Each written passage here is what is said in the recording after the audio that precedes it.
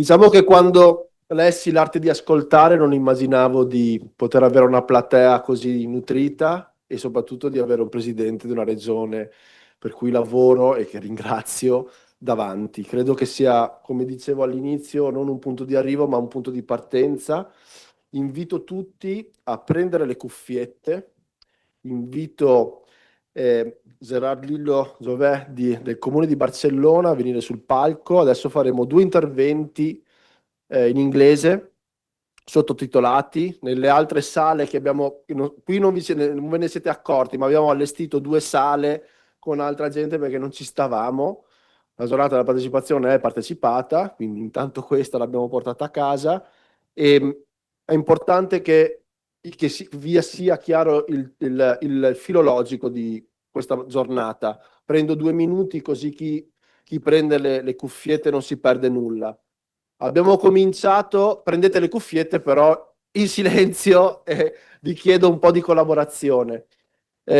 Abbiamo cominciato questa giornata con tutta la governance della Regione Emilia-Romagna, dal tecnico di garanzia, il presidente dell'Assemblea legislativa, la presidente della settima commissione, al capo di gabinetto. Abbiamo parlato della governance della Regione Emilia-Romagna. Bravi, grazie.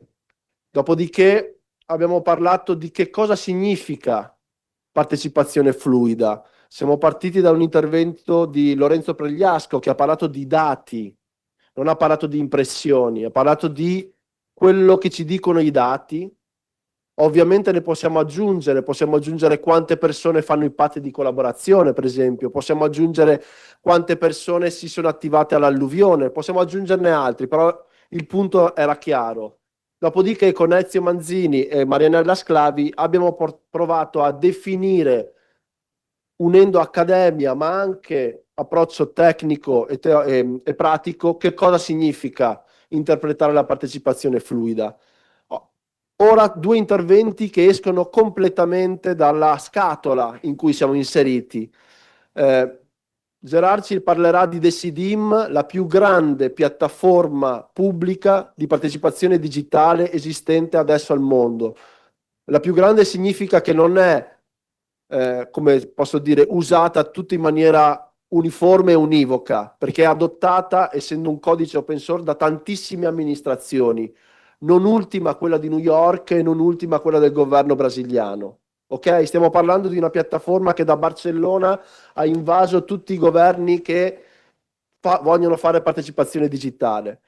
Dopodiché avremo una docente cinese collegata, purtroppo non abbiamo fatto a tempo con i visti, Zhang Fang dell'Università Tsinghua di Pechino, che ci parlerà non dei metodi democratici della Repubblica Democratica Cinese, sarebbe un paradosso, ma ci racconterà di come si partecipa in concreto, ci racconterà di alcuni casi che sono incredibilmente utili per quello di cui stiamo parlando. Ho girato al Presidente il brief che ci ha mandato in questi giorni ed è veramente, veramente interessante.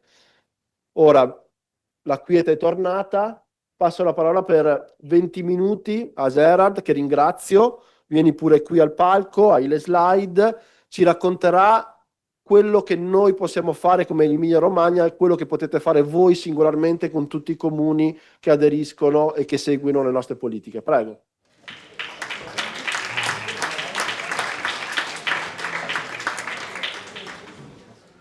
Buongiorno. I'm sorry I don't speak Italian, so I will do my presentation in English. Thank you for inviting me, inviting the Barcelona City Council to this interesting meeting, and special thanks to Miquel D'Alena. During my intervention, I will explain you the Decidim platform.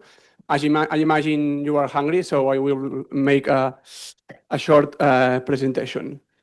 As Miquel said, Decidim is a digital platform for citizen participation to face a new democratic challenges on a global scale. Decidim is a new opportunity for democratic participation to organize participation, to facilitate access to information, to generate new debate spaces for more and better communication with citizens, and to engage different citizens that we do not usually participate in face-to-face meeting. So Decidim gives quality to participation. What happens between these two images, between social mobilization and political representation? So this is where Decidim comes in, a project to reconstruct and open up new spaces for collaboration and participation between governments and citizens. Decidim is unique in 3 layers. Firstly, the participation model, or the political layer. Co-decision with citizens is a way to strengthen democracy and citizen participation. Second one, the technical layer, co-production. It's a public technology, open and fair. And finally, the community layer, the co-design. Decidim is a democratic platform with an international community. Decidim is a public infrastructure shared by many governments around the world. Its open and flexible model has allowed us to reach more than 450 organizations using Decidim today in more than 31 countries. More than 4 million people around the world are using Decidim today. As you can see on the map, Decidim is used worldwide, from Barcelona to Japan, New York, and most recently, Brazil. Let's see then some international examples of Decidim. Here, for example, is the Decidim of the European Commission. You can see the different interfaces. The Brazil government, Senate in France, the city of Mexico, Lausanne in Switzerland, Decidim from New York, a city of Japan. I'm not able to say what city is. Sorry for that. And the Barcelona Provincial Council. And finally, your platform, the Decidim of the Emilia-Romagna region. But why Decidim is important from a participation scope? Decidim is recognized as one of the 3 most relevant digital platforms in the world for 5 consecutive years. The platform has a social contract with democratic quality requirements that platform must have in its development. Core values that are very important in democracies, such as transparency, traceability, integrity, democratic quality, and privacy and security. In times of fake news and lies, Decidim contributes to trust and transparency. This digital platform complements the traditional participation spaces. From the point of view of technology, Decidim is a public technology success story, recognized by the United Nations as a digital public good. It's a free software with public code and open source. It's open to collaboration, and it's modular and flexible. The participation of the community is one of the highlights of Decidim development. Here you can see some examples of the meetings of the Decidim community. And every year in November in Barcelona, we held Decidim Fest. So I invite here to join us next November and join the Decidim community. Decidim is nowadays translated to 33 different languages in the world. Related to governance, Decidim is a unique example in the world of how to implement free software as a public policy with a community governance. Decidim is a project that has been promoted by the Barcelona City Council, but which has other institutional partners, such as the government of Catalonia. In addition, the Decidim Association was created in 2019. It's a non-profit association from which the Decidim community is organized. This association manages the code and supports the implementation of Decidim worldwide. Decidim is a digital cooperation model, and it's a very productive system, as you can see in the image. The Decidim Association and its bodies in the red one, and public governments, administrations, organizations, universities, developers, designers, civil servants, participation expert in the yellow circle. And the Decidim Association, as I said, manage the Decidim code, and then service providers implement and customize Decidim to cities, governments, and NGO. I will explain now how Decidim works. To develop Decidim, we try to make an abstraction of how to articulate a complex democratic system. So we classify it into what we call different participatory spaces. Each space has its own dynamic. First of all, the processes are limited in time, divided into phases, and pursue a specific objective. Assemblies, on the other hand, are spaces for participation that are stable over time and reflect the activities of the government bodies. And finally, initiatives, to set the public agenda by collecting signatures from citizens. Initiatives stimulate the bottom-up participation. In each space of Decidim, you can use different components like pages, debates, surveys, meetings, proposals, accountability, budgets, block sortitions, and elections. Let's see what these different components that are the Decidim toolkit. Proposals is the component to collect ideas or contributions from citizens. It has multiple features and forms of interactions, such as share an idea, you can comment other ideas, like sharing options, or voting the proposals from other citizens. The second one is meetings. This component facilitates meetings with a location map, calendar, information, and documents of each meeting, and with the possibility that participants set up meetings from their own. The debate components promote the deliberations. Participants can debate, ask questions, make comments to the proposals, and receive public endorsements and put likes or against other proposals. This component was developed to New York and Barcelona for participatory budgeting processes.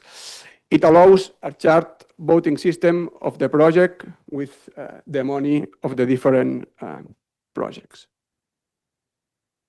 The accountability component was created to track the execution of results, to follow the implementation of the projects with territorial or categories filters.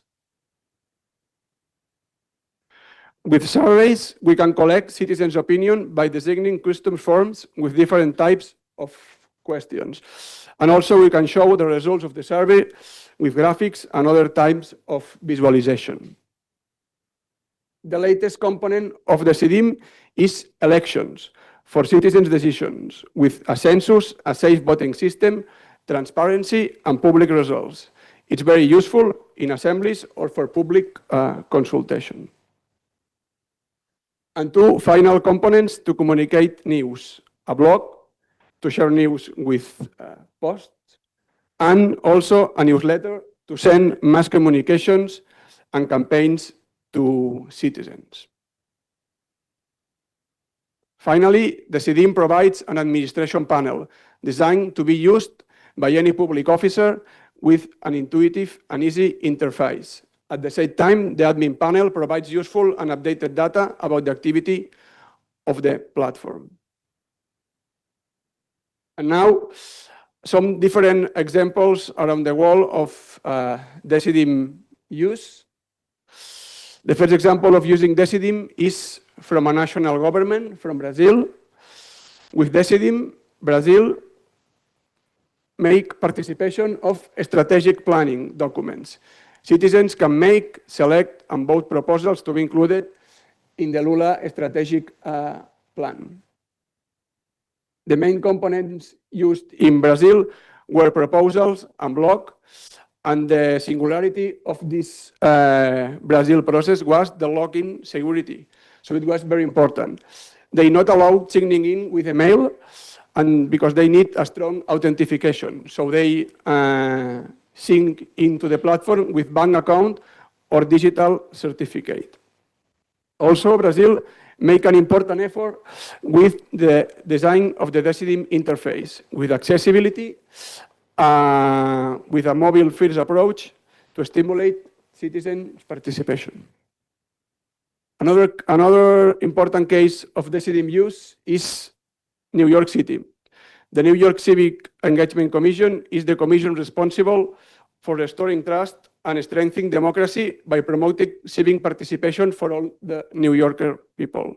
They run the people's money, a participatory process of budgeting process. New York has run 4 cycles of the people's money process to decide in which projects the city will invest $4 million for each cycle. The New York Decidim, as you can see, is new, with a singular design different from other Decidim platforms, and with a very informative approach. They have developed a new site structure to guide participants through all the process. Some highlights of the people's money process. Firstly, the celebration of the idea generation workshops, hosted, and it's the differential point, and facilitated by partner organization, not from the city government. Secondly, the possibility through the Decidim to residents to apply to be a borough assembly member.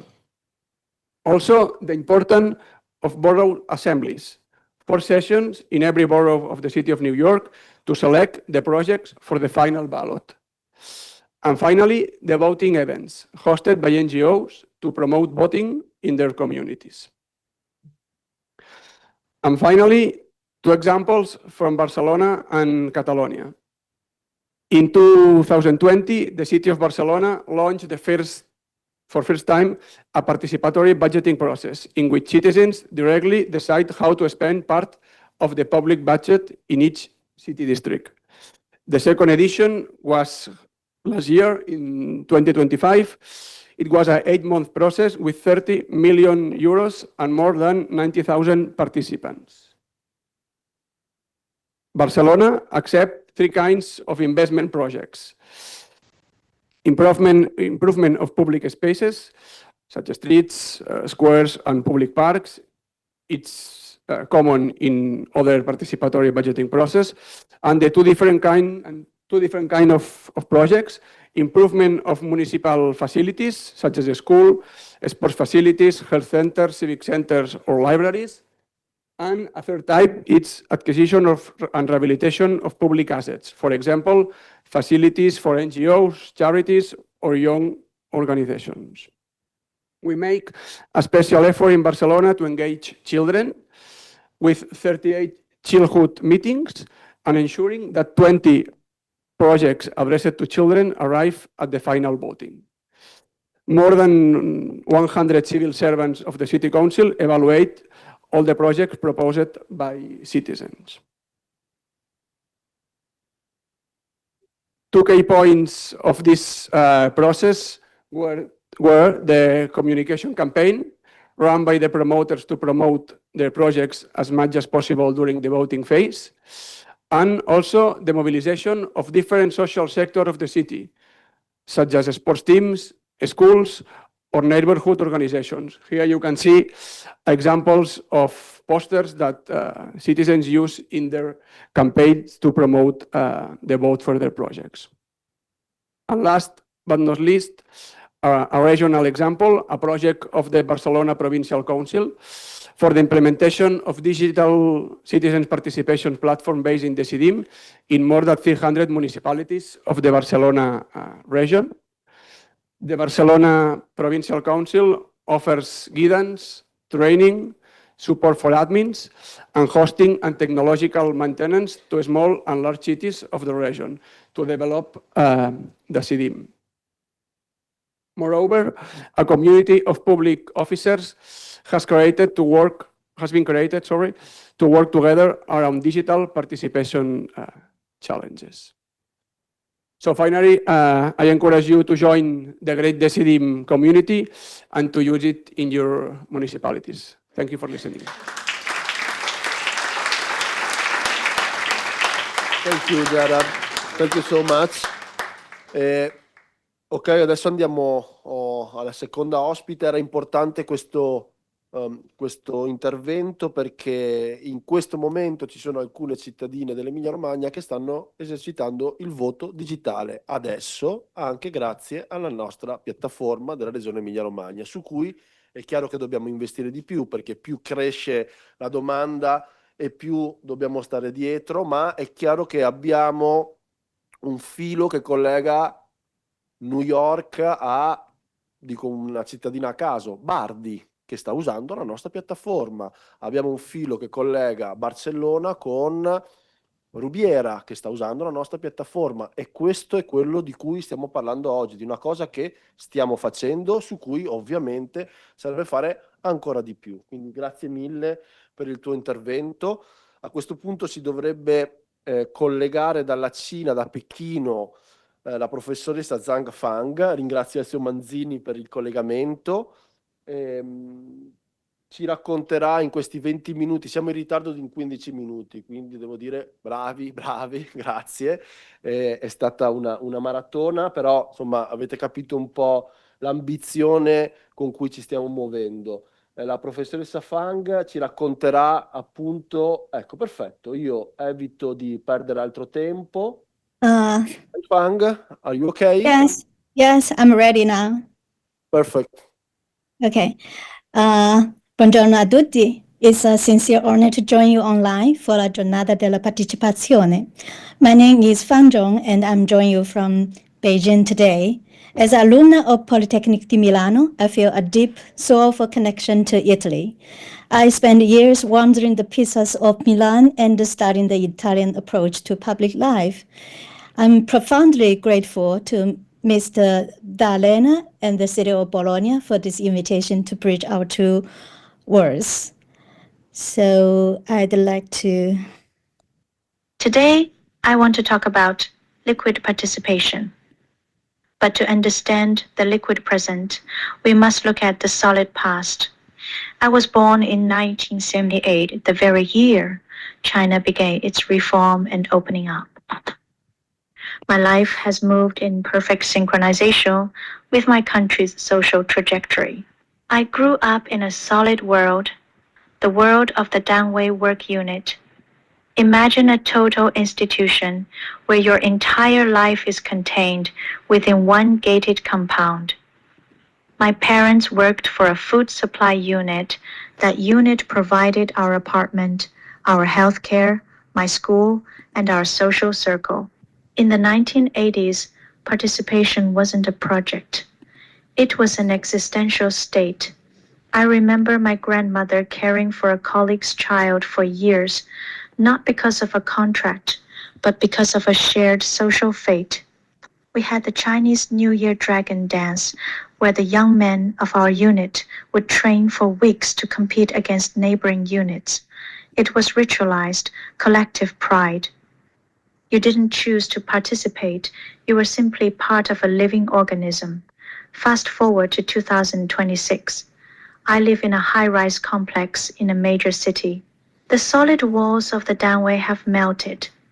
In my current neighborhood, I see moving trucks every week. Families come and go, searching for better schools or jobs. I am a university professor with a global network, yet in my own hallway, I am a ghost. I can order gourmet food, hire a cleaner, or secure my home, all through a smartphone. I have the resources, but I have zero time. This is the paradox of the modern Chinese professional. We are highly capable, but we are invisible residents. We share a physical elevator, but we live in different digital universes. When we are this atomized, how can we possibly build a collective? How do we prevent a society this liquid from becoming a desert of individuals? This is where the Chinese administrative structure becomes a crucial anchor. In China, we utilize a two-tier hyperlocal governance framework. The sub-district, 街道, and the residential community, 社区居委会, from the outside. This might look like a rigid, top-down hierarchy, but in a liquid society, social capital, the trust between neighbors, is fragile. It doesn't always grow by itself. You need a permanent anchor with a dedicated staff and a public budget to act as a resource interface. The sub-district functions as the lungs of the city, breathing resources into the neighborhood. The community committee is the heartbeat. These are the frontline workers who know the reality of the street. They are the ones who know which elderly resident hasn't come out for 3 days. They provide the continuity that a transient, mobile population cannot provide for itself. However, after years of field research, I have realized that the system is only half the story. The real key to the game is often the community secretary, 社区书记. In many of the cases I will show you today, projects stalled for months under a passive administration. It was only when a leader with the ability to empathize, to speak the language of the residents, and to mobilize external resources, like my design team arrived, that the solidarity could be rebuilt. These leaders are the human anchors who turn a bureaucratic structure into a living community. Even in the most high-tech, modern cities of China, institutional structure isn't enough. You need a hook. The Confucian tradition remains the deep code of all social interaction and participation. We have found, through extensive field work, a consistent and powerful pattern: busy professionals who routinely ignore generic community initiatives, such as meetings about a new park or waste sorting, will suddenly become hyperactive and deeply engaged if the project directly touches upon the safety of their children or the dignity and mobility of their aging parents. Family ethics, rooted in core Confucian values like filial piety and parental benevolence, serves as the unseen but unbreakable bridge that connects the atomized modern individual back to the public realm. In Confucian thought, the family is not merely a private sphere. It is the foundational unit of society, a microcosm of the state. Solving a pain point for the child wins the heart, and active participation of the parent, caring for the elderly parent's well-being, mobilizes the adult child's sense of duty. Our public spaces and participation projects are thus essentially designed around these two vulnerable groups, the young and the old. If you address family-centered concerns, child safety in playgrounds, elder-friendly accessibility in communal air, or intergenerational harmony, you tap into this deep cultural code, transforming passive residents into committed co-creators. This is why many seemingly technical urban interventions succeed only when reframed through the lens of family ethics. To leverage this enduring Confucian logic, the government and sometimes grassroots leaders has increasingly adopted the role I call the spatial curator, someone who intentionally designs or repurposes physical spaces to activate these family-driven motivations, turning liquid individuals into solid participants. Let me take you to two very different worlds within the same city. First, look at Longshan community. This neighborhood was built in the 1980s. It is what we call a matured community, which is a polite way of saying it is deeply aging and physically decaying. Because it was planned 40 years ago, there was zero space allocated for resident activity. However, the residents created their own solution. This makeshift indoor space built directly next to the community boiler room. In most urban planning textbooks, this would be an illegal structure or an eyesore. But in reality, because it has heat from the boiler, lighting, and most importantly, long-term friends, it is the most vibrant. It is the living room for hundreds of seniors who would otherwise be isolated. My students and I didn't just study this place, we participated in it. We held our university course presentations right there in that cramped, warm room. Imagine my students presenting sophisticated design prototypes for elderly care systems, while the elderly themselves sat there, critiquing the designs based on their raw, lived experience. This low-pressure interfaces prove that participation doesn't need a grand city hall. It just needs a warm room and a sense of belonging. Now, let's contrast this with Jinyu Community. This is a modern commodity housing complex built in the 2010s. The residents here are high-income tech professionals. The real estate price here is staggering, approaching 10,000 euros per square meter. You would expect such a luxury complex to have everything, but strangely, the original developers also failed to provide indoor social spaces. The residents were atomized, hidden behind high security doors. However, the residential committee took a bold step.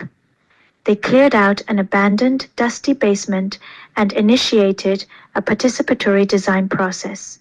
They didn't just paint the walls, they built a community ecosystem, a large multifunctional hall for collective theater and festival performances, a calligraphy room where the community uses its budget to hire professional masters to teach traditional arts, and most importantly, an assembly hall. This is where the liquid meets the solid. While the physical debates happen in the basement, the resolutions and voting are published via WeChat official accounts. This hybrid model allows the busy, high-income residents to participate from their phones, knowing that there is a physical space in their basement where their voices carry weight. It is the perfect blend of high-end lifestyle and grassroots democracy. The digital realm is where the younger generation lives. During the pandemic, we saw the rise of digital solidarity. Every building became a WeChat group. This was the grid management system in its most molecular form. I saw neighbors who had never spoken a word to each other suddenly swapping fever medicine for baby formula. As I mentioned, I remained an invisible resident in these groups. But even my silence was a form of participation. I gathered my extra supplies and quietly handed them to the property manager. Why? Because the governance system provided a channel of trust. I didn't need to be loud to be helpful. This is the goal. A system that allows for molecular contributions from people who are too busy to be activists. Let me share a concrete example from my own work to illustrate how digital tools became essential in sustaining participation during crisis. In a community garden project I led during the pandemic, we started with highly standardized participatory design methods, lots of face-to-face interactions, workshops, and on-site co-creation. But when lockdowns hit, we faced a real dilemma. Community gardens are seasonal. If we missed the warm planting window, the land would lie fallow. To keep momentum, we pivoted entirely online. For instance, when residents needed to choose and refine between two final concepts, we recorded explanatory videos and shared them in the group. We printed ballots, had volunteers deliver them door to door, and residents could vote while briefly stepping out or on their way back. Final results were publicized transparently in the WeChat group. This low-friction, hybrid approach ensured the project survived the lockdown and even strengthened neighborly trust through shared digital rituals. This experience also highlights a broader reality in contemporary Chinese governance. Governments at both grassroots and higher levels are extremely sensitive to online voices. If residents express dissatisfaction about a community issue on WeChat, Douyin, or other platforms, it often gets noticed very quickly, with someone responding promptly. For example, many cities now integrate 12345 citizen hotline with social media monitoring. Complaints about neighborhood issues like water outages, parking disputes, or environmental concerns frequently receive responses within hours or days, as the system treats online sentiment as an early warning signal for potential escalation. This immediate response upon complaint mechanism, widely implemented across China, turns digital complaints into rapid offline action, preventing small grievances from growing into larger unrest. However, translating these digital sentiments into lasting physical urban change still requires a special kind of catalyst. This brings me to Xinkangyuan community, where we tackled the classic conflict between parking and playground space. Young residents needed car spaces, seniors needed their exercise square. For years, deadlock persists. We proposed a bundle solution, optimizing parking to fund a silver renovation of the square. But here is the most important lesson. The plan is nothing without the person. For months, we couldn't even get accurate car counts. The data was messy, residents suspicious, the old administration passive. Everything changed with a new community secretary. She was a true leader. She didn't stay in her office. She went door to door, into stairwells. With emotional intelligence, she spoke to angry seniors and professional logic to skeptical tech workers. She mobilized our academic resources and united factions. Her leadership was the liquid that made the solid administration finally move. This leads to my final conclusion for our friends in Bologna. In a liquid society, your institutions are the hardware, your digital tools are the software, but your local leaders are the heart. They are the ones who turn a conversion rate into a trust rate. We cannot return to the age of the dragon dance. We cannot force the solidarity of the 1980s onto the fluidity of today. But we can build a responsive infrastructure, a system that respects the privacy and mobility of the modern citizen while providing the ethical and digital anchors they need to belong, while we are connecting across thousands of miles today. I truly look forward to the day we can have these exchanges face-to-face in Bologna.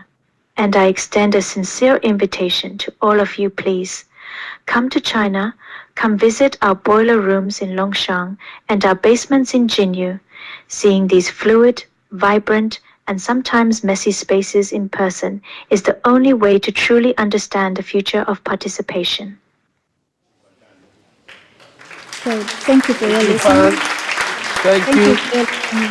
And for me, it's quite a pity that according to the language barrier, there are a lot of Chinese information that I cannot share you very well. However, that like just I mentioned, I look forward to meet you someday face to face, probably in Beijing, and I will guide you to all of the communities. Thank you. Thank you to you. You are so kind.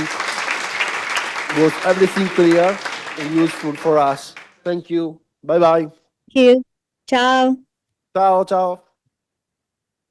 Bene, passando la parola al presidente Michele De Pascale per la chiusura di questa mattinata, vi ricordo ci vediamo alle 2:15 alla biblioteca che trasformeremo appunto in uno spazio collaborativo, 3 gruppi di lavoro, città, città di mezzo e piccole cittadine, e alle 5 ci ritroveremo qui per il seminario finale di chiusura dedicato a un tema che tocca un po' l'intervento di Gerard, su cui abbiamo già detto abbastanza, insomma il clima che si sta generando sui social, su cui è partito un questionario insieme all'agenda digitale, su cui torneremo ampiamente questa sera. Una mattinata ricca, la strategia spero vi sia chiara. A febbraio, fine febbraio, esce il nostro bando che conferma le 2 linee di finanziamento.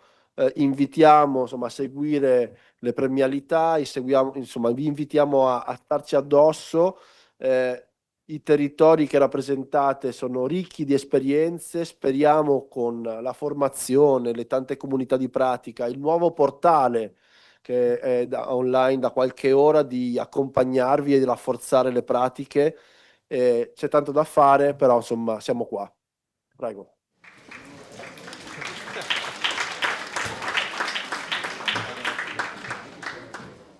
Buongiorno a tutti e a tutte. Permettetemi 2, anzi 3 ringraziamenti.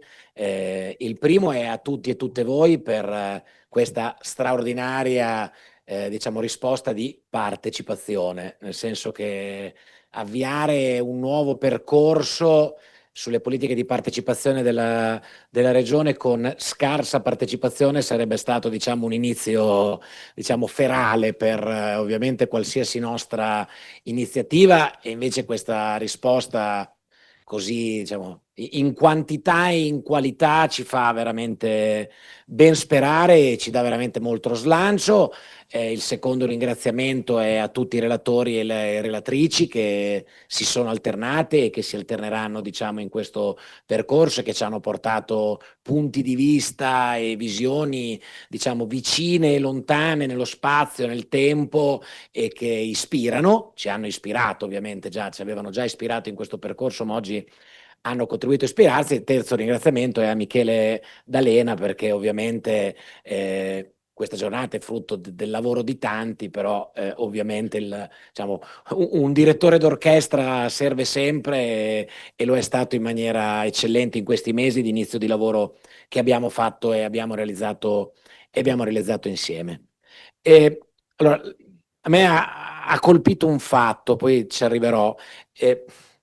Quali sono le due grandi tendenze di risposta a questa grande difficoltà che leggiamo, che incontriamo, di diciamo, rapporto fra i cittadini, le cittadine e tutto il processo democratico, istituzionale, sociale, che porta ovviamente ad assumere, a prendere decisioni o a non prendere decisioni che entrano poi nella vita delle persone.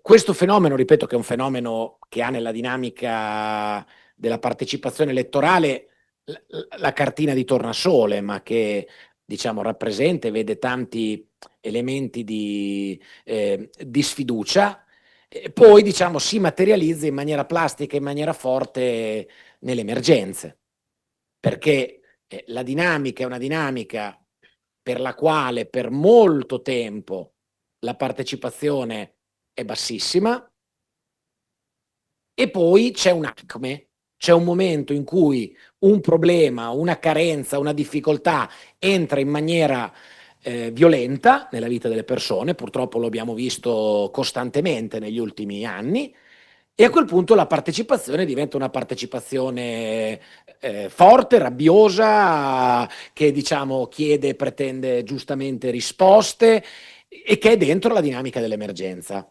Io vengo, Michele rappresenta fra il pubblico, vengo da un'assemblea di qualche giorno fa fatta al Comune di Pianoro, diciamo, su un tema che ha coinvolto e che ha colpito fortemente la nostra regione, quella, diciamo, della gestione del territorio, della sicurezza idrogeologica del territorio.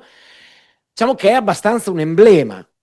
Se prima degli eventi alluvionali che hanno colpito l'Emilia-Romagna noi avessimo chiesto agli emiliano-romagnoli i nomi e cognomi di tutti i fiumi, i corsi d'acqua, la rete di bonifica, delle principali opere in discussione, solo una piccolissima percentuale della popolazione avrebbe potuto raccontare di essere stata mai coinvolta o aver mai partecipato in qualsiasi forma, dalla partecipazione modello Treccani, cioè ti invio la partecipazione di nozze, ti informo che c'è questa cosa, alla partecipazione intesa come, diciamo, agire, essere parte del processo che porta a una decisione. Avremmo guardato a numeri piccolissimi.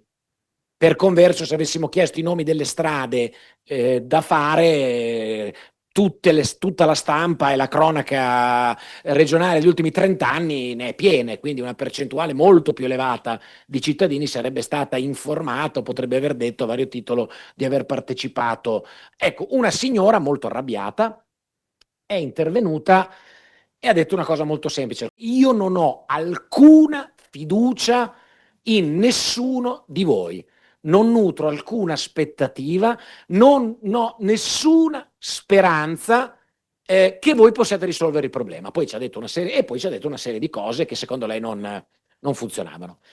Io sono intervenuto e ho detto: guardi, lei ha tutto il diritto di non avere alcuna fiducia in nessuno di noi, è un suo diritto di cittadina, ma se lei è qui questa sera questa affermazione almeno un po' è falsa. Perché anche aver preso 2 ore, 3 ore del tempo della sua vita per essere venuta qui stasera a ricoprirci di insulti e a dirci che cosa dovremmo fare, è poco più dello zero in termini di fiducia. Perché se lei avesse avuto fiducia zero nella possibilità e nella speranza che qualcosa possa succedere e cambiare, non sto entrando nel merito di quello che ci ha chiesto la signora, ci ha chiesto delle cose che condivido, delle cose che non condivido, quindi siamo in un'altra, non sono sul merito della partecipazione. Partecipazione è discussione, confronto, e in democrazia è anche differenza di idee, anche marcata ovviamente, e quella frase è cercare la verità che c'è nella persona che dice una cosa diversa dalla tua, diciamo. Quindi è un esercizio che non è prenderlo come vero, ma è cercare il vero che c'è anche in quello che dice l'altro. Ecco, dicevo, quel venire è già il senso di una speranza flebile. La signora non mi ha menato dopo questa mia affermazione, quindi penso tutto sommato di aver interpretato diciamo, questo elemento di interpretazione. Ecco, qual è però, diciamo, siamo rispetto all'89 in un'altra dinamica, perché quali sono le due risposte a questa crisi della democrazia e della partecipazione? Sono due scorciatoie, quelle che abbiamo davanti. E noi ci diciamo oggi con grande convinzione che non vogliamo percorrere nessuna delle due di queste strade. Quali sono state le due principali risposte a questo vuoto di partecipazione e democrazia? Diciamo, o una risposta semplice, banale, che è quella, diciamo, di rinunciare alla discussione e al confronto con i cittadini.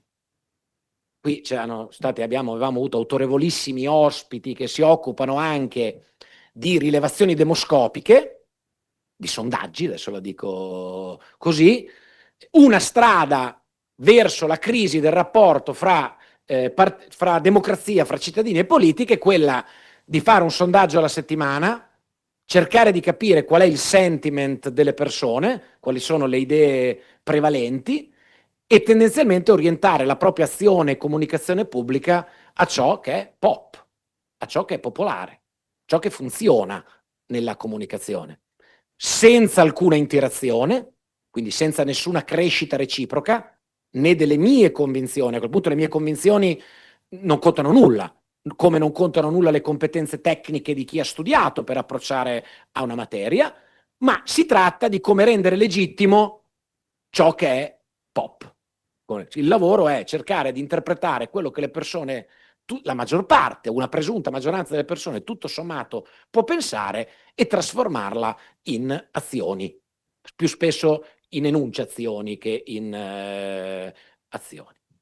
La seconda dinamica, speculare a questa, e che però, guardate, rispetto a Nantes dell'89 non sta funzionando così male, da un punto di vista dei successi elettorali, è il fortino.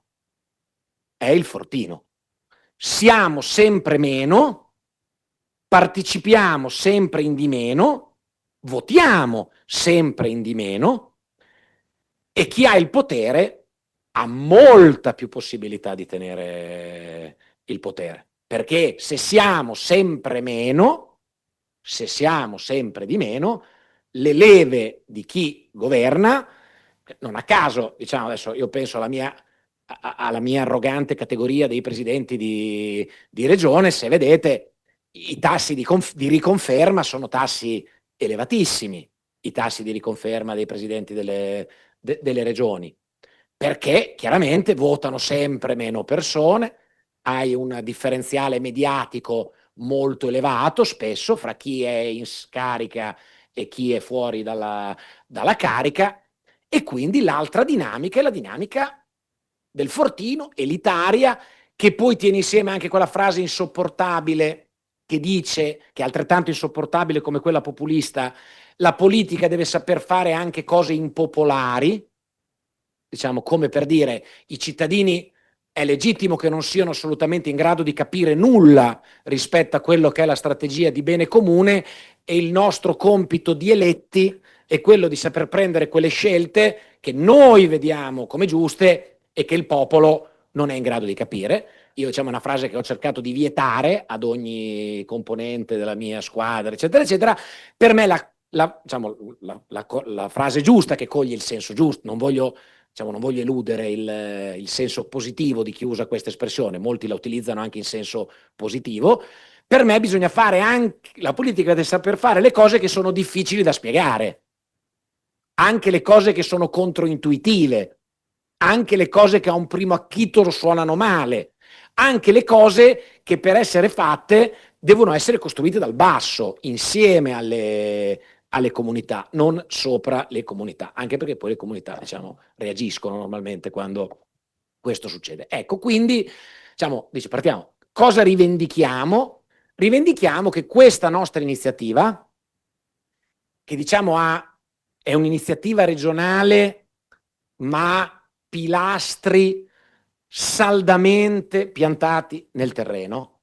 La partecipazione si fa nelle comunità e, diciamo, il luogo della partecipazione sono i comuni di questa regione. Questo io lo dico con chiarezza, non è, diciamo, noi, diciamo, qui non ci piace la parola governatore e non ci piace la parola sindaco dell'Emilia-Romagna, non so come dire, questa non è la funzione della Regione Emilia-Romagna. La partecipazione è qualcosa che avviene nelle comunità, e quindi il primo obiettivo che ha questa nuova strategia, e Michele li elencava anche con qualche nome, visto che, diciamo, partendo da Bologna ha studiato, nel senso che ha girato e ha visto tutto il territorio regionale, però dicevo, questo strumento è uno strumento che vogliamo in primis fornire a tutte le comunità, non ai comuni, alle comunità, di cui i comuni, diciamo, sono il perno fondamentale, ma a tutte le comunità, perché sia nelle città più grandi, sia nei territori più piccoli, sia i comuni insieme, perché per fortuna in questa regione tante delle politiche non vengono sviluppate dal singolo comune, ma vengono sviluppate dai comuni in forma coordinata, ecco, gli siano offerti e garantiti i migliori strumenti di partecipazione che in questo momento sono disponibili al mondo, connettendoci con la rete che prima ci è stata illustrata e che è partita da Barcellona, quindi perché le migliori esperienze di partecipazione del mondo, ovviamente anche quelle dell'Emilia-Romagna, perché, diciamo, non ci diciamo, noi ci poniamo sempre nella logica di avere qualcosa da insegnare, qualcosa da imparare, mai, diciamo, mai in una sola di queste due dinamiche, siano messe a disposizione di tutta la comunità. E perché veramente quei tre elementi, e quindi della partecipazione delle comunità, dei cittadini, in tutte le loro forme, perché c'è la partecipazione che bussa alla tua porta e che già oggi in Emilia-Romagna vanta una delle reti di volontariato diciamo più forti, più radicate del mondo, perché non so quanti luoghi del mondo abbiano una densità e una qualità di volontariato come c'è qui da noi, a cui a volte chiediamo, diciamo, molte ore e poche volte cosa pensano. Quindi a cui, diciamo, chiediamo tante ore del loro tempo, ma che con meno frequenza chiediamo, diciamo, di partecipare al processo decisionale sul cosa dobbiamo fare. Però, ripeto, quelle sono mani che bussano alle nostre porte. Ma ovviamente, diciamo, la strategia sulla partecipazione della Regione Emilia-Romagna è quella di andare a parlare soprattutto a chi a questo momento non bussa alla porta. E non bussa alla porta perché crede che sia inutile, perché pensa che dedicare tempo, energie, talento, idee, spazio alla costruzione di qualcosa di comune alla fine non produca niente, e non so come dire, lo crede anche con degli elementi di ragione, nel senso non è che lo crede perché è animata da pregiudizio, è un pregiudizio, ma i pregiudizi non sono sempre, cioè i pregiudizi esistono, a volte i pregiudizi sono fatti dai giudizi, nel senso sono fatti dalle esperienze, da quello che uno ha passato nel passato, da quello che, diciamo, ha vissuto, e quindi, diciamo, abbiamo quel fenomeno, cioè di persone che sicuramente, diciamo, vorrebbero ritrovare la fiducia nella partecipazione, E poi invece diciamo anche una parte molto significativa, non ero presente ma me li ha mandati Michele, i dati di Pregliasco che ci ha mostrato, ci dicono come ci sia invece una larghissima parte della popolazione che è veramente diciamo distante, che dobbiamo cambiare in maniera radicale la nostra metodologia e metodo di approccio per coinvolgere in questa regione milioni di persone che in questo momento sono completamente estranee al processo decisionale. E ripeto, e su questo diciamo, ci terrei che fossimo tutti consapevoli nell'incamminarci in questa strada, questo elemento diciamo, ha due motivazioni. Una motivazione etico-morale, non so come dire, un dovere costituzionale, ce lo dice in maniera chiara la Costituzione, che la democrazia rappresentativa non è l'unica gamba su cui corre la Repubblica, è una gamba su cui cade una Repubblica se vive solo di democrazia rappresentativa, e quindi se la partecipazione non è una gamba solida della vita democratica di un paese.